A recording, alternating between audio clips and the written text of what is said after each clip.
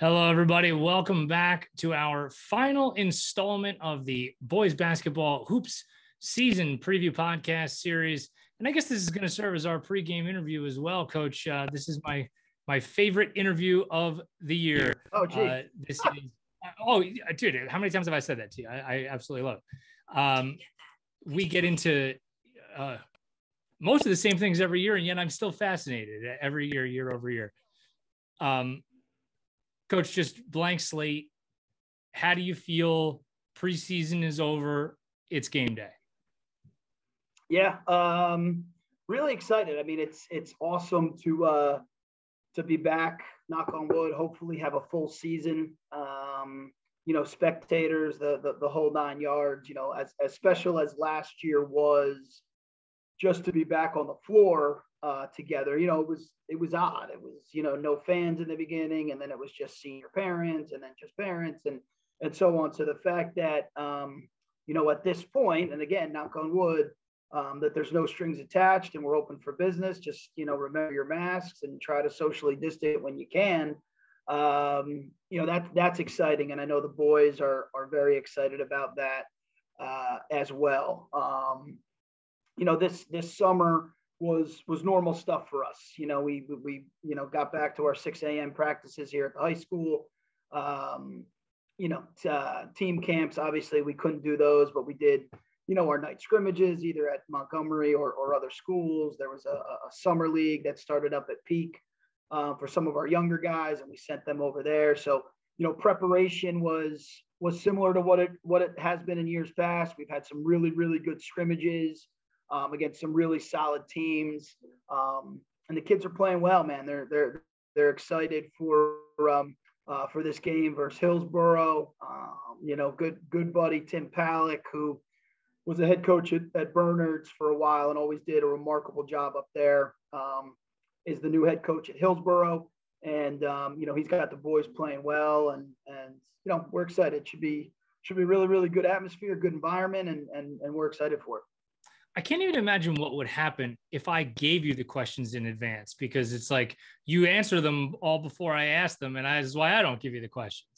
So you are in a different position. You personally, Kris Grundy, you're in a different position right now than you have ever been entering a basketball season. You are now the athletic director at Montgomery High School, in addition to being the head basketball coach. Just hearing that, that sounds like a lot for anybody. So how is it living it? Yeah, you know what? It's a new experience for sure. And there's a lot that's thrown at you on a daily basis, but thankfully for me, I have a really good support system in place. Linda Durrell, my athletic director secretary, does a really, really good job, and she's helped me with a lot of the stuff that I just didn't know. Wayne Robinson and Mike O'Neill have been tremendous helps. Obviously, we have Paul Papaduke, and who's going to be leaving us in a few days, but he's always there for me. And then his successor, Heather Pino, is another big support for me. So I wouldn't be able to do the job if it wasn't for the people that you don't see. And then obviously, my coaching staff and Joe Bassford and Aaron Reynolds have been tremendous. I've had some coaches kind of step to the background this year, so you won't see them at games. You may not see them at practices, but they're still there helping us out, whether that's Tommy Molars or Nick Cafiero or Kevin Tarka, Justin Kovacevic. They're doing what they can to help us out. So it's different. It's interesting, like the phone going off right now. But it's a new world, baby. I enjoy it. Let me reject this call for a second, and you can queue up the next question.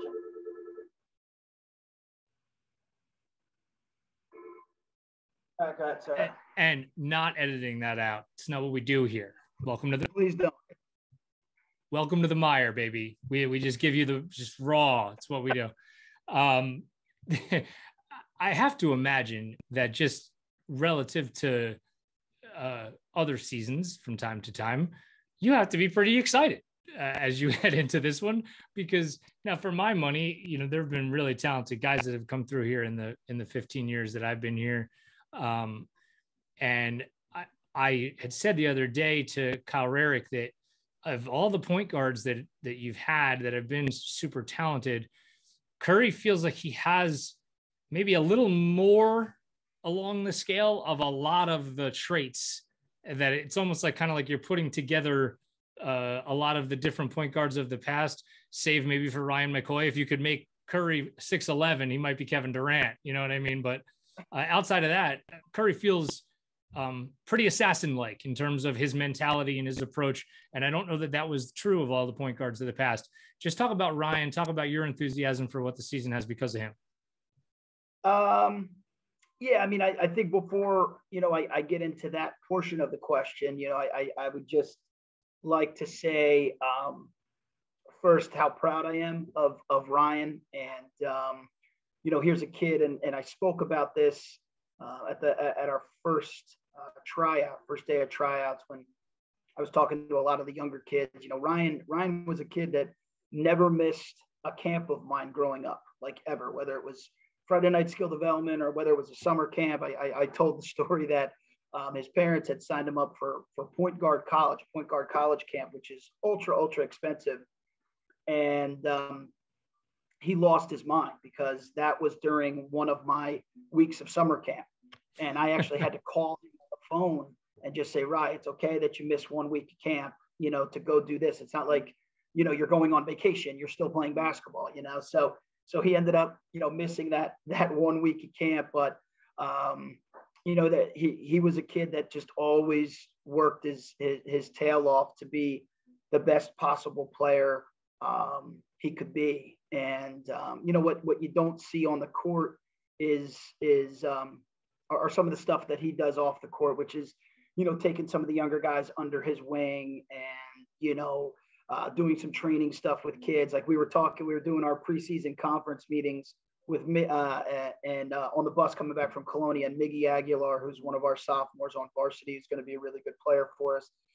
We were talking to him about, like, you have such an amazing opportunity because you get to work and learn and practice with Ryan. And he goes, yeah, Ryan and I just agreed that Ryan's going to help me for my pregame stuff, like go over some dribbling stuff with me. And there's, it's just a perfect example of the kind of kid that he is.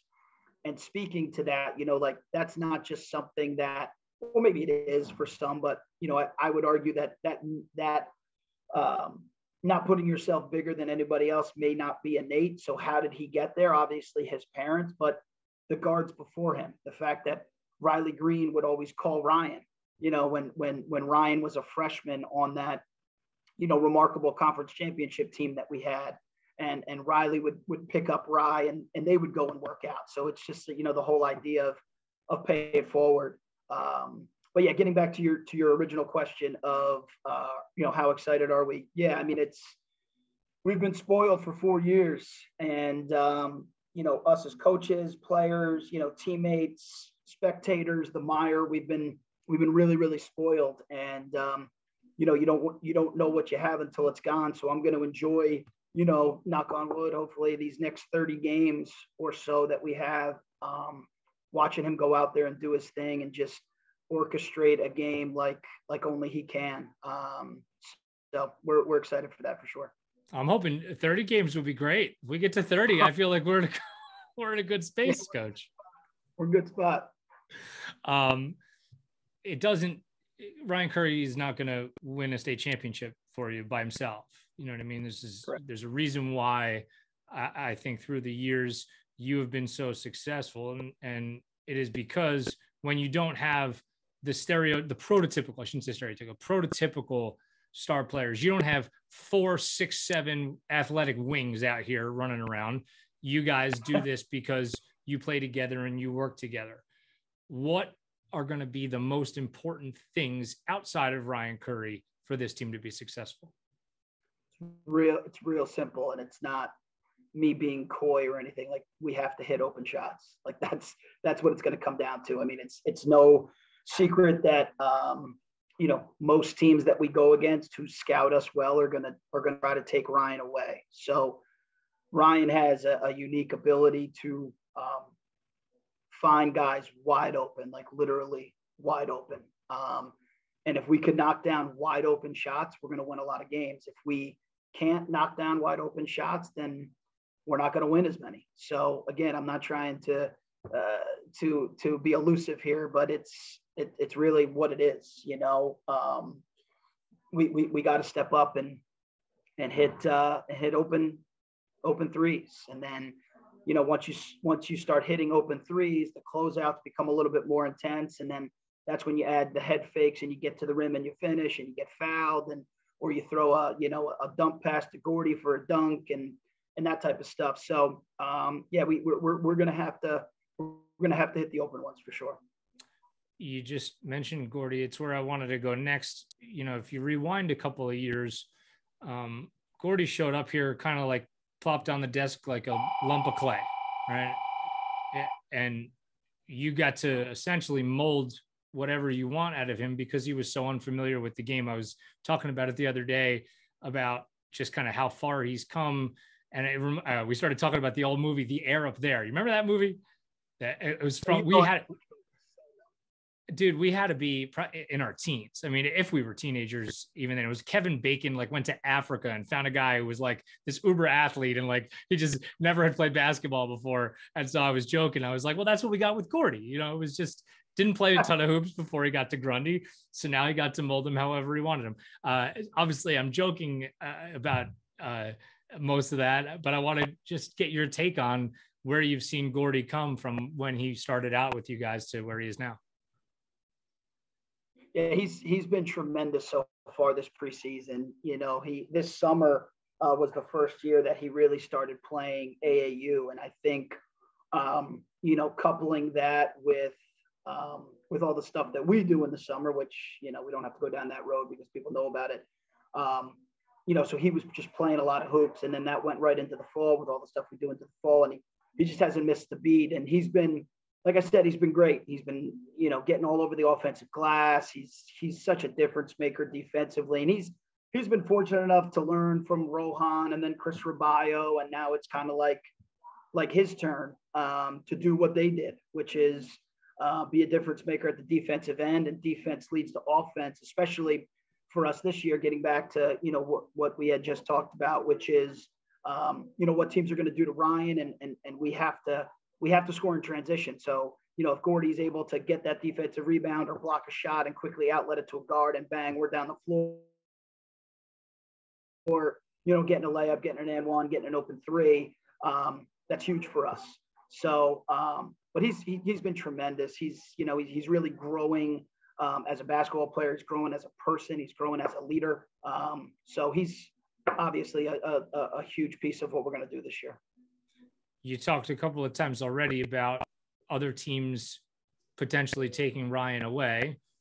Duh, right? I mean, I think it's kind of how I think most of us would feel about it if you were an opposing coach. You have and I said this again the other day on the podcast, that the most dangerous team I felt like we had was the 27-2 team. And mostly because when you see a very athletic team toward the end of the season, and they're probably top to bottom more athletic than you, they go after your first ball handler.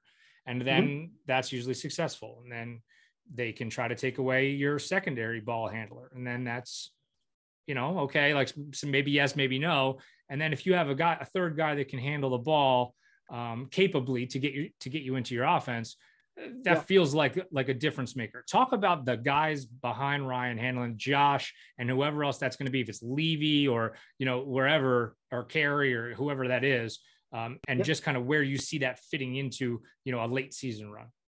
Yeah. I mean, you said it perfectly. Like Josh Moore is going to be so important to our success this year. His ability to take some pressure off Ryan and bring the ball up against pressure or even, allow us to get Ryan off the floor for 5, 10, 15 seconds. It's going to be really, really important. And Josh has had a really good preseason as well. We got him attacking the basket really, really hard. He's making his free throws. He's so quick.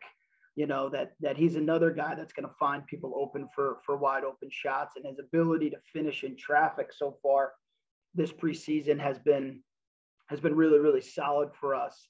And then after him, I give Matt, we told him, revisiting the role meetings, we just told Matt on Tuesday night, how impressed we've been with his ability or his willingness to want the ball. If people are running away from the ball, Ryan's not in the game or whatever, if they're face guarding Ryan and say Josh isn't in the game, Matt hasn't been hesitant to be like, you know what, I'll take it. Give me the ball. I'll get us into our offense.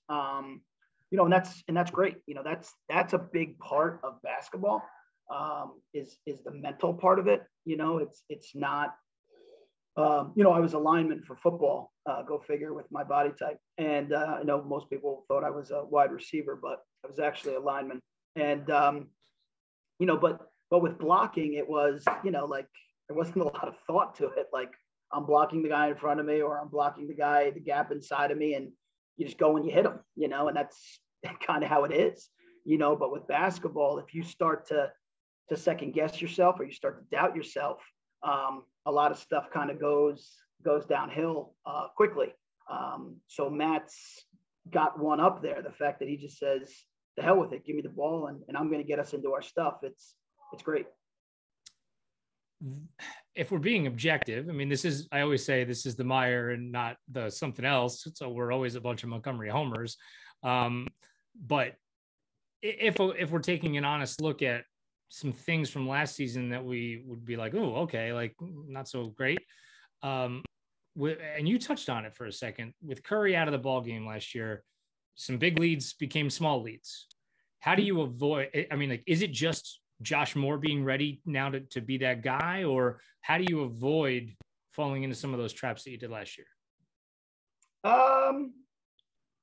That's a great question. I don't really know. I don't know if I have an accurate, or a good answer for you. When you have a really talented player, right, wrong, or indifferent, everybody kind of, including the coaching staff, kind of looks to them to make a play, and and if he's not on the floor, there's going to be some apprehension, and there's going to be some people freezing. You just hope as a coaching staff that you've done a decent job of putting your players in adverse situations where they're not going to freeze up, where, they're like, we're more than just Ryan Curry. We're going to make a play, and we're going to get to the rim and stop a run, or we're going to get a defensive stop, or whatever it is.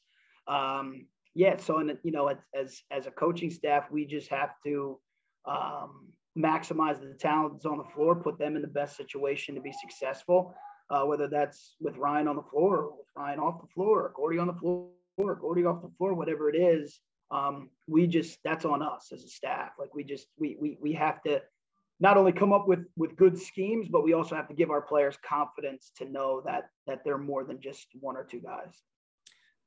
Now, here's where a situation where I probably could have given you this question in advance and given you an ample opportunity to think about it. But again, we don't do that. So too bad. As I look back to a couple of years ago, when you had the 762 seniors on the team, and clearly you were not hurting from a leadership standpoint, but there were still guys that other teams knew they needed to focus on, whether it was Kevin or Riley or, whatever.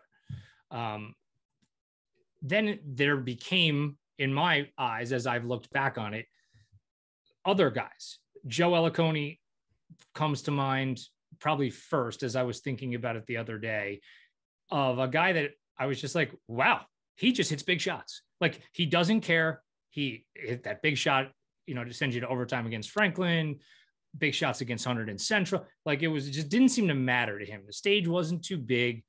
So the question that comes from that is, was there anything that you saw in a guy like Joe, like, that led you to believe that he was going to be a guy that did that? Or did you, like, was that just a thing you didn't even see coming and happened? And if there were things that you saw in Joe, are there any things like that you can see in some of your current guys? I'm essentially asking you to predict who the big shot maker is going to be here, Coach. Okay. So with Joe, I mean, he was a three-time varsity letter winner. So the games that you're talking about happened his senior year. So like he had a chance to kind of grow into that role a little bit. Was there anything that I saw in particular? No, but I trusted him. We tell our guys all the time, like, you're on the floor because we trust you. So, we trusted him to take big shots and hit big shots.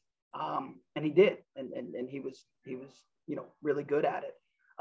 If you ask who this year, I mean, again, not to be coy or whatever, guys are on the floor because we trust them to be on the floor. So, anybody is capable of hitting those shots for us. In regards to something that I mentioned earlier about us hitting open shots, we're hoping that Luke Smith, we're hoping that JT Szymborski, we're hoping that Matt Levy, are guys that can hit those open shots when they're there. Educate me, educate the audience on who this year, like, what does the conference look like? What's the slate look like? Who is the big movers and shakers? What are we on the lookout for? Yeah, I mean, the conference, as always, the division's really, really tough. Rutgers Prep is Rutgers Prep. They go out and they get, whoever they want. And then Immaculata is going to be really, really good this year. They got, they were young last year and all those guys are back. They lost one kid who transferred over to St. Joe's, but, they're going to be really, really solid. Jay Gomes, who runs NJ Hoops, has them preseason top 25 in the state. So that right there, I mean, you have those two teams that appear to be the cream of the crop in our division. Ridge has a lot of their guards back and they can really, really shoot it. Obviously old friend Kyle Rearig. I know he hates when I say old friend. So old, present, and new friend. We'll get them all taken care of there. He's second to none in regards to X's and O's and being a coach. So he'll have his guys ready to go. Phillipsburg's always tough, run their flex offense and they run their matchup zone or their 2-3 zone and, do a good job. And I think if we hit shots and we play with confidence and we do all the things that we've shown the ability to do this preseason, we're going to be a tough out as well.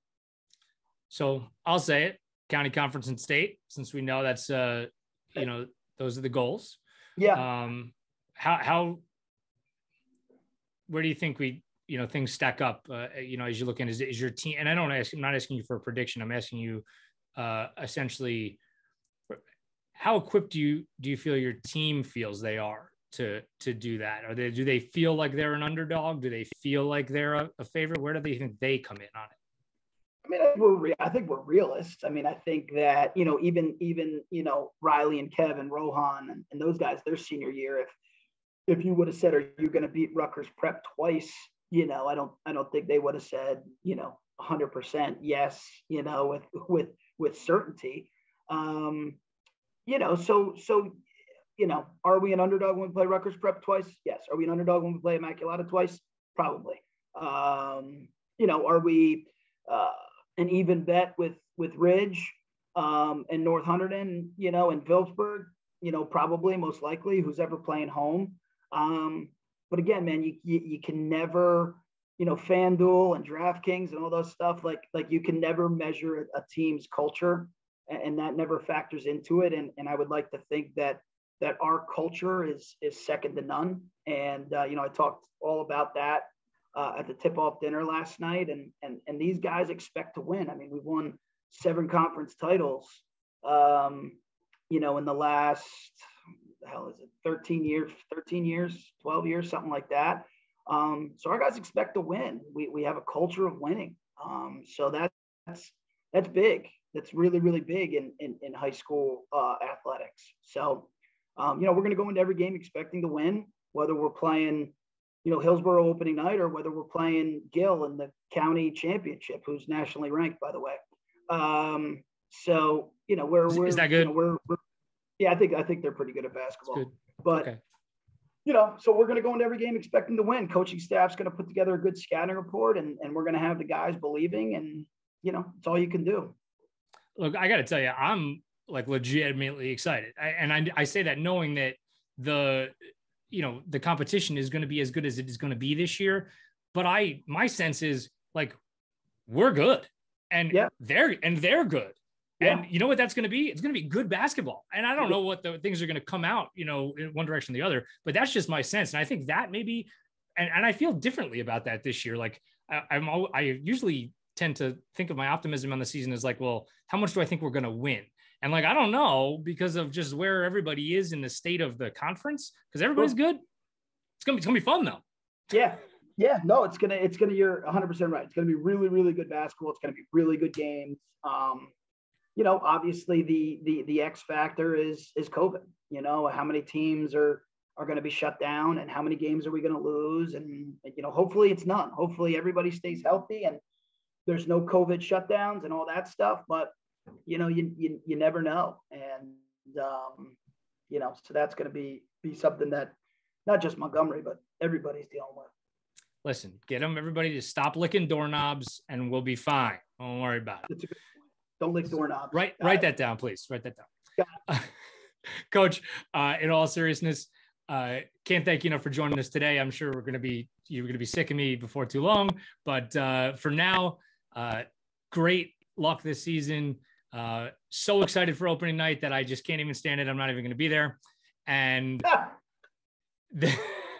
no, all kidding aside, so pumped for the season. Best of luck. Looking forward to taking every step with you. And thanks to the MIRE who, is going to be doing all of our games this year, which we're really, really pumped about. You guys do a fantastic job. Can't thank you enough for, my brother down in Virginia and my dad who's on dialysis and all that stuff. They can't get to every game. My mom was obviously with my dad. So there you bring you bring a smile to people's faces who can't be here in person. So thank you guys for all you do. My pleasure. And I thought I couldn't feel any better than I did 10 seconds ago. So here we go. All right. This has been the head coach of Montgomery High School, Kris Grundy. You stay with us, whether you're listening on the pod or you're listening in the pregame show. Basketball is on its way to you. Friday night against Hillsborough in the Cougar Den. Tip-off coming at 7. Stick with us. You're caught in the mire. This is the Montgomery Internet Radio Experience.